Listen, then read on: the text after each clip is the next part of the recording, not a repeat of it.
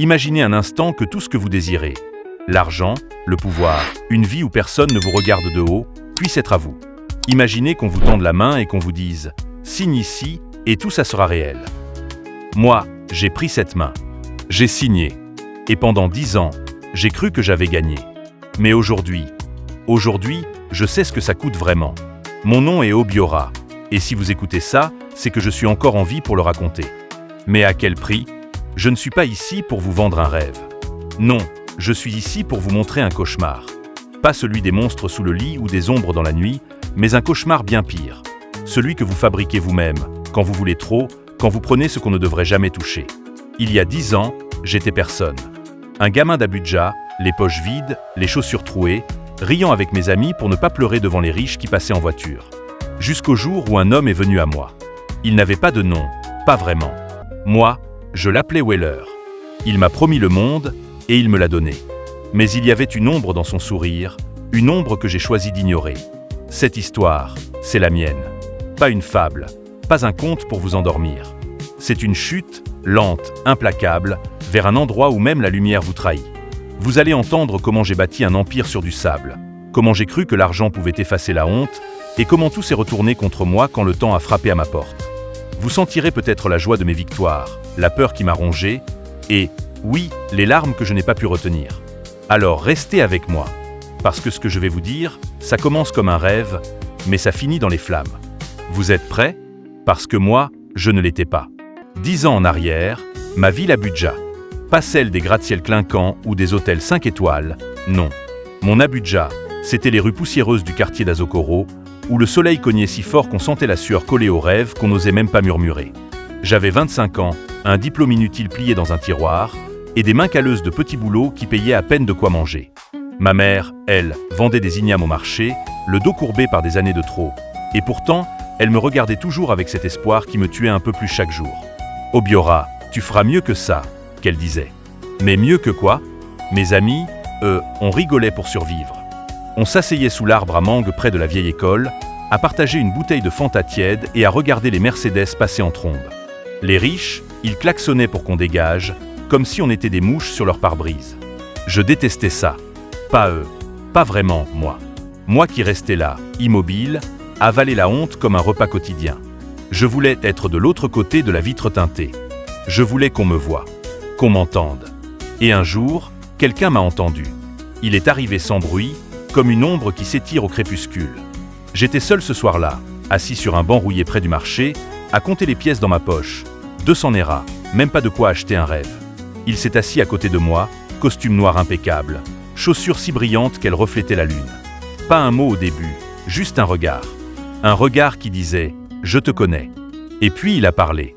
Obiora, qu'il a dit, et j'ai sursauté parce que je ne lui avais rien dit. « Tu veux plus que ça, pas vrai ?»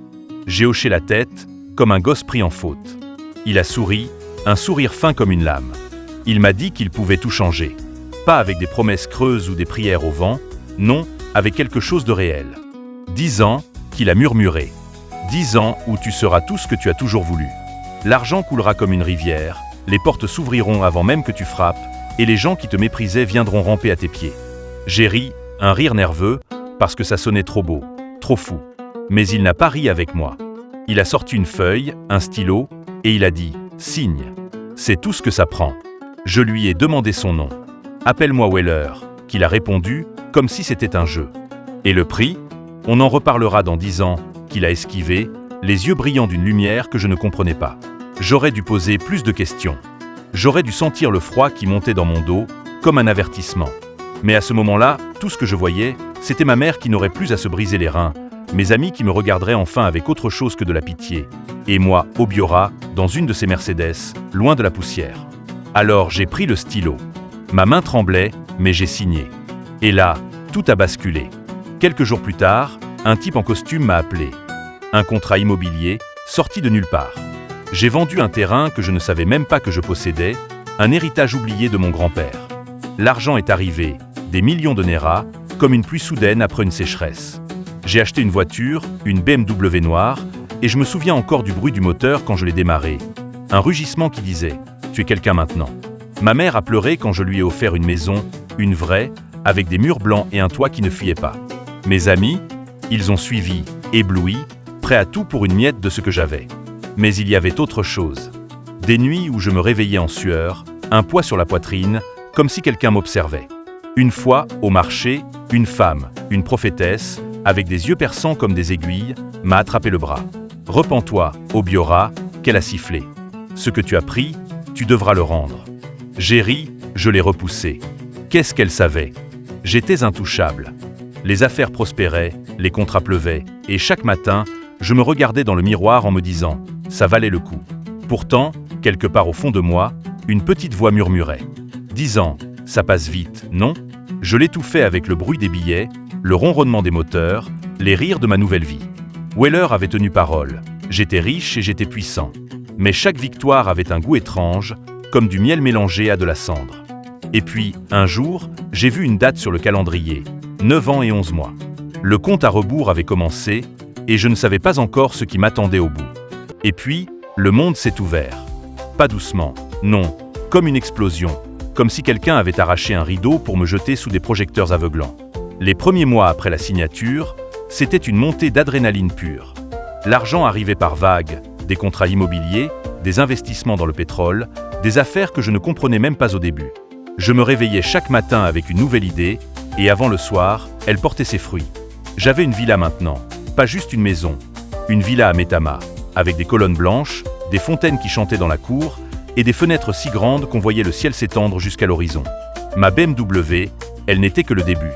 J'ai ajouté une Range Rover, blanche comme un nuage, et une Porsche jaune qui hurlait dans les rues d'Abuja. Les gens s'arrêtaient pour regarder, les enfants couraient derrière, et moi, je klaxonnais juste pour rire, pour leur dire « C'est moi, ô Biora, regardez-moi maintenant ». Ma mère, elle vivait avec moi, dans une aile de la maison avec des rideaux en soie et un lit, où elle disait qu'elle se sentait comme une reine. Je lui ai acheté des robes, des bijoux, tout ce qu'elle n'avait jamais osé demander. Elle riait, elle pleurait, elle me serrait dans ses bras en disant « Mon fils, tu as réussi ». Et je le croyais. Mes amis, ils étaient mes ombres maintenant.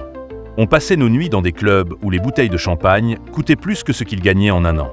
On dansait sous des lumières stroboscopiques, on commandait des plateaux de suya et de poissons grillés juste pour les laisser refroidir, parce qu'on pouvait se le permettre. J'ai organisé des fêtes où tout Abuja venait. Des hommes d'affaires en costume hors de prix, des femmes aux talons si hauts qu'on entendait leurs pas avant de les voir. Ils me tapaient dans le dos, me disaient « Ô Biora, tu es le roi », et je buvais leurs mots comme du vin doux. Ma femme, Amina, je l'ai rencontrée dans cette nouvelle vie. Elle était belle, avec des yeux qui brillaient comme des étoiles et une voix qui calmait tout en moi. On s'est mariés vite. Un mariage extravagant dans un jardin décoré de fleurs importées d'Europe.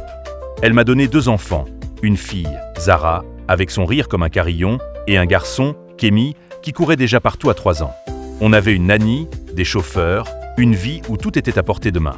Je regardais ma famille et je me disais « c'est ça, le bonheur ». J'ai tout.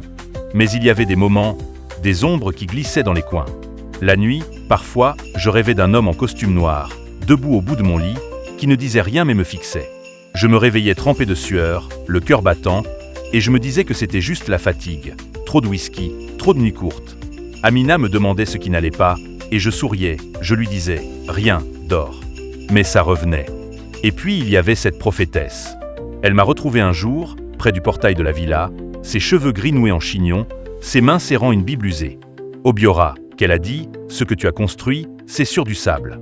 Rends-le avant qu'il te prenne tout. » J'ai claqué la portière de ma voiture et je suis parti, mais ces mots restaient là, comme une écharde sous ma peau. Pourtant, je ne ralentissais pas. J'achetais plus, je dépensais plus. Une montre en or qui pesait sur mon poignet. Un jet privé pour un week-end à Lagos, juste parce que je pouvais. Les affaires, un empire, j'avais des parts dans des hôtels, des entrepôts, même une usine de ciment qui tournait jour et nuit. Les banquiers m'appelaient « Monsieur », les politiciens venaient me serrer la main, et les journaux parlaient de moi comme d'un prodige. J'avais des ennemis, bien sûr, des jaloux, des rageux, mais je les écrasais avec un chèque ou un sourire. Rien ne pouvait m'arrêter. Rien. Et pourtant, les années filaient. 5 ans, 6, 7. Je ne comptais pas vraiment, pas au début. Le temps, c'était une rivière qui coulait sans fin, et j'étais trop occupé à nager dans l'or pour regarder vers la rive. Mais un soir, j'étais seul dans mon bureau, un verre de cognac à la main, et j'ai vu une vieille photo de moi, celle d'avant, sous l'arbre à mangue. J'ai ri, mais le rire s'est éteint vite. Quelque chose clochait. Les rêves devenaient plus sombres. des flammes, des cris, des mains qui m'agrippaient dans le noir.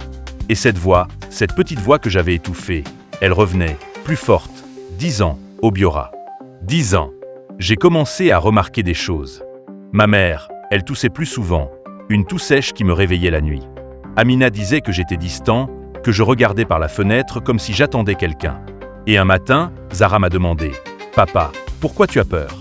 J'ai ri, je l'ai serré contre moi, mais mon cœur cognait trop fort. 9 ans et demi. Le calendrier devenait un compte à rebours, et je ne pouvais plus l'ignorer. Weller avait promis 10 ans de gloire, et il avait tenu parole. Mais qu'est-ce qui venait après? Je n'avais pas posé la question. Pas vraiment. Et maintenant, le silence autour de moi pesait comme une menace. 10 ans. 10 ans pile. Je me souviens du jour où ça a frappé, comme un coup de tonnerre dans un ciel trop calme. J'étais dans mon bureau, entouré de cuir et de bois verni, une bouteille de scotch ouverte sur la table. Le calendrier disait 12 octobre, la date exacte où j'avais signé avec Weller. Je ne sais pas pourquoi j'ai regardé, mais quelque chose m'a poussé, une intuition froide qui rampait dans mes os. Et puis, j'ai entendu des pas. Lents, lourds, comme si le sol tremblait sous leur poids. La porte s'est ouverte, et il était là, Weller. Toujours ce costume noir, toujours ce sourire tranchant. « Bonsoir, Obiora », qu'il a dit. Le temps est écoulé. Je savais qu'il viendrait. Quelque part, je l'avais toujours su. Mais entendre sa voix, voir ses yeux qui brillaient comme des braises dans la pénombre, ça m'a coupé le souffle. Il s'est assis en face de moi, nonchalant, comme un vieil ami qui passe prendre un verre. « Tu as eu ce que je t'ai promis », qu'il a dit. La richesse, la gloire, tout. Maintenant, c'est à toi de payer. J'ai essayé de parler, mais ma gorge était sèche, mes mains tremblaient. Payer quoi? Que j'ai croassé. Et là, il a ri, un rire qui m'a glacé jusqu'à la moelle. Ta famille, Obiora. Ta femme, tes enfants. Ou toi, cloué dans un corps qui ne bouge plus. Choisis. J'ai cru que c'était une blague, une menace en l'air pour me tester. Mais il a sorti une feuille. Pas celle que j'avais signée, une nouvelle, avec des mots qui dansaient sous mes yeux comme des flammes. Un accident, qu'il a expliqué. Ta femme était petite, dans cette Porsche jaune que tu aimes tant. Demain matin, sur la route de l'école. Ou alors, tu prends la paralysie et tu vivras immobile jusqu'à ce que la mort te trouve. Je l'ai regardé et pour la première fois, j'ai vu ce qu'il était vraiment. Pas un homme, pas une ombre, mais quelque chose qui suçait la lumière autour de lui. J'ai hurlé, non, pas eux, pas mes enfants. Mais il a juste souri. Décide avant minuit ou je choisis pour toi. J'ai couru hors du bureau, le cœur battant à m'en déchirer la poitrine. La maison était silencieuse, trop silencieuse. Amina dormait dans notre lit, Zara et Kémy dans leur chambre, leurs petites respirations comme des horloges qui comptaient mes dernières heures. J'ai marché toute la nuit, dans les couloirs, dans le jardin, cherchant une sortie, une faille. J'ai pensé à fuir, prendre la voiture et partir loin, mais Weller avait dit « Tu ne peux pas courir ». Et je le croyais. Alors j'ai essayé autre chose. Ma mère. Peut-être que si je lui donnais quelque chose, un sacrifice différent. J'ai trouvé une robe dans une boîte qu'il avait laissée, un tissu noir qui semblait boire la lumière. Pour elle, qu'il avait murmuré avant de partir. Je l'ai glissé dans sa chambre, le cœur lourd, en priant pour que ça suffise. Le lendemain, elle l'a porté. Elle a souri, m'a dit « Obiora, c'est magnifique ». Mais rien ne s'est passé. Pas de chute, pas de cri. Elle toussait encore, mais elle vivait. J'étais soulagé, puis terrifié. Weller m'avait menti, ou alors il jouait avec moi. Et puis, le téléphone a sonné. Amina, je prends les enfants à l'école, qu'elle a dit, joyeuse. J'ai vu la Porsche quitter l'allée, et une vague de peur m'a noyé. J'ai couru dehors, criant son nom, mais le moteur grondait déjà au loin. J'ai attendu, tremblant, imaginant le pire, un crissement de pneus, des flammes. Mais ils sont revenus, sains et saufs. J'ai pleuré, je les ai serrés contre moi, pensant que j'avais gagné, que j'avais trompé le diable. Mais Weller est revenu cette nuit-là, dans le salon, assis sur mon canapé comme s'il possédait tout. Tu crois que c'est fini? Qu'il a ricané, la robe n'a pas marché parce qu'elle n'a pas voulu mourir pour toi. Ta famille, c'est toujours eux ou toi. J'ai supplié, à genoux, les larmes coulant sur le marbre froid. Prends-moi, que j'ai dit. Paralyse-moi, mais laisse-les. Il a incliné la tête, comme s'il pesait mon âme. D'accord, qu'il a répondu. Mais tu ne pourras plus rien changer. Et là, j'ai entendu un bruit, un craquement, dehors, comme une branche qui casse sous un poids invisible. Je suis sorti, et j'ai vu la prophétesse, celle qui m'avait averti des années avant. Elle était là, sous la pluie, une lampe à la main, ses yeux pleins de tristesse. Obiora, qu'elle a dit, il est encore temps. Prie, rejette ce qu'il t'a donné. J'ai ri, un rire amer qui m'a brûlé la gorge. Trop tard, que j'ai répondu. J'ai tout pris, et maintenant je paye. Elle a secoué la tête, a murmuré une prière que je n'ai pas écoutée, et elle est partie. Je suis rentré, vidé, attendant que Weller scelle mon sort. Mais ce n'était pas fini. Pas encore. Parce que le lendemain, j'ai senti la fumée. Un filet gris qui montait de la cave, un avertissement que je n'ai pas vu venir. La fumée. Elle est venue d'abord comme un murmure, un filet gris qui serpentait sous la porte de la cave. J'étais dans le salon, encore secoué par Weller, les mots de la prophétesse tournoyant dans ma tête. Minuit venait de passer, et je pensais que c'était ça, ma punition, cette lourdeur dans mes jambes, ce froid qui montait. Mais non. J'ai entendu un crépitement, un bruit sourd, et puis l'odeur m'a frappé, bois brûlé, plastique fondu. J'ai couru à la fenêtre, et là, j'ai vu les flammes, des langues oranges qui léchaient les murs de ma villa, ma fierté, mon empire. La maison était en feu. J'ai hurlé, Amina, Zara et Kémy. Ma voix s'est brisée dans la fumée. J'ai trébuché dans l'escalier, les yeux piquants, cherchant ma famille. La chaleur était partout, une bête qui rugissait autour de moi. J'ai trouvé Amina dans la chambre, elle toussait, tirant les enfants vers la porte. Vite, que j'ai crié, et on a couru, main dans la main, à travers un couloir qui s'effondrait. Les rideaux en soie s'embrasaient comme des torchers, le plafond grinçait, prêt à céder. On a atteint la sortie juste à temps, et dehors, sous la pluie qui tombait maintenant, j'ai regardé ma vie partir en cendres. Les sirènes hurlaient au loin, mais trop tard. Tout était fini. On était vivants. Amina, les enfants, ma mère, ils étaient là, trempés, tremblants, mais vivants. J'ai voulu croire que c'était un miracle, que j'avais échappé à Weller. Mais alors que les pompiers criaient et que les voisins regardaient, j'ai senti une main sur mon épaule. Pas une vraie main, non, un poids, une présence. Weller, tu as choisi, qu'il a murmuré dans mon oreille, un souffle glacial sous la pluie chaude. Regarde bien. Et là, mes jambes ont lâché. Pas un effondrement, pas une chute, elles se sont juste figées, lourdes comme du plomb. Je suis tombé à genoux, incapable de me relever. La paralysie. Il avait tenu parole. J'ai hurlé après lui, après cette ombre qui riait dans le noir. Pourquoi ? Pourquoi maintenant ? Mais il n'a pas répondu. Les flammes dansaient encore, avalant mes voitures, mes meubles, tout ce que j'avais construit pendant 10 ans. Amina pleurait, me tenant le visage, disant « On est là, c'est tout ce qui compte ». Mais elle ne savait pas. Elle ne savait pas que c'était moi, ma faute, mon choix. J'avais voulu les sauver. Et maintenant, j'étais un prisonnier dans ma propre peau, condamné à regarder le monde sans pouvoir le toucher. Les jours suivants ont été un brouillard. On s'est installé dans un hôtel minable avec ce qui restait, presque rien. J'ai vendu tout ce que je pouvais récupérer. Les bijoux, les titres de propriété qui n'avaient pas brûlé, les derniers bouts de mon empire. L'argent est venu, une dernière vague, et je l'ai pris comme un défi. Si je ne pouvais plus marcher, si je ne pouvais plus fuir, alors je dépenserais jusqu'au bout. J'ai loué une suite dans le meilleur hôtel d'Abuja, un palace avec des lustres en cristal et des serveurs en uniforme. J'ai commandé des repas que je ne mangeais pas, du vin que je versais dans l'évier, juste pour sentir que je contrôlais encore quelque chose. Mais chaque nuit, je voyais les flammes dans mes rêves, et Weller, assis au pied de mon lit, qui comptait les heures. Ma mère venait me voir, toussant toujours, ses yeux pleins de questions qu'elle ne posait pas. Amina essayait de sourire, de me parler d'un nouveau départ, mais je voyais la fatigue dans ses épaules. Les enfants jouaient autour de moi, inconscients, et ça me tuait, leur innocence contre ma culpabilité. J'aurais dû écouter la prophétesse. J'aurais dû prier, fuir, n'importe quoi. Mais j'avais voulu tout avoir, et maintenant, j'avais tout perdu. Pas juste la maison, pas juste l'argent, moi. Ce que j'étais, ce que je pouvais encore être. Alors j'ai décidé de finir à ma façon.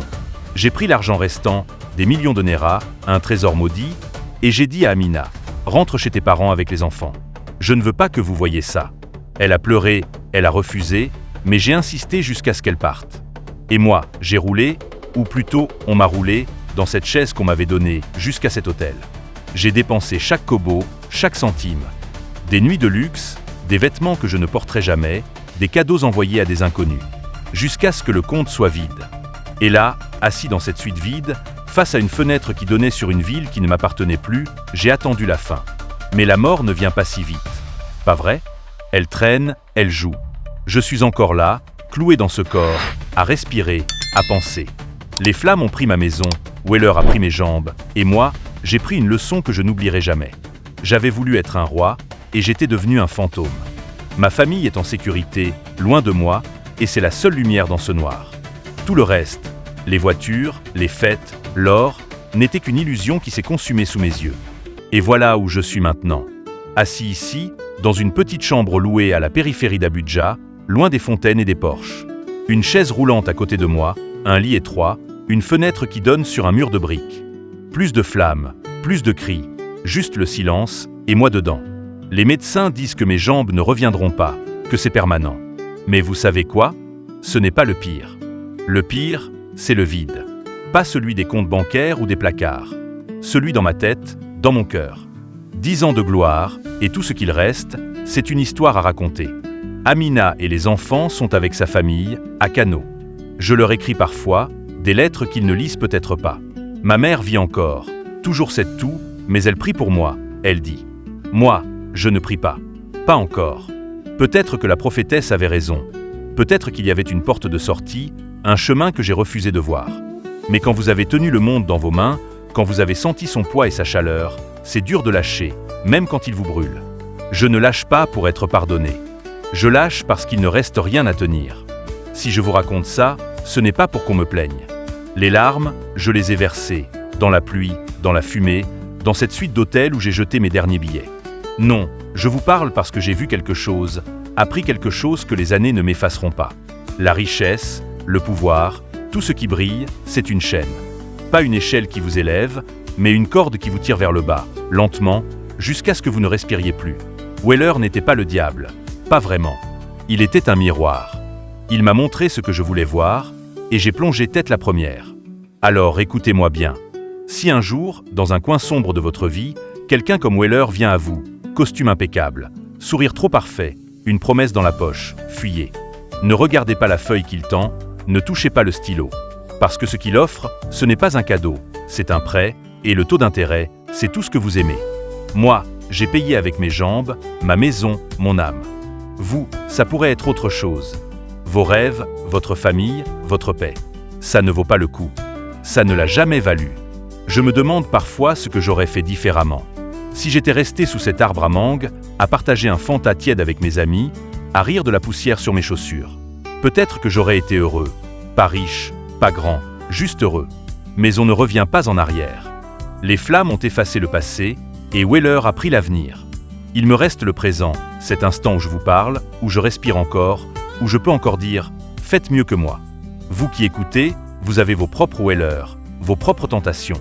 Peut-être que ce n'est pas un homme en costume, mais une voix dans votre tête, un éclat dans vos yeux quand vous voyez ce que les autres ont. Posez-vous la question, qu'est-ce que ça coûte? Pas juste aujourd'hui, mais demain, dans 10 ans, quand le feu viendra. Moi, je ne peux plus courir, mais vous, vous pouvez encore choisir. Alors choisissez bien. Si cette histoire vous a touché, si elle vous a fait réfléchir, dites-le moi. Laissez un commentaire, partagez ce que vous en pensez, vos peurs, vos rêves, vos leçons. Et si vous voulez entendre d'autres vies qui ont brûlé comme la mienne, abonnez-vous. Je ne bouge pas d'ici, mais ma voix, elle, peut encore voyager. Merci de m'avoir écouté. Restez dans la lumière.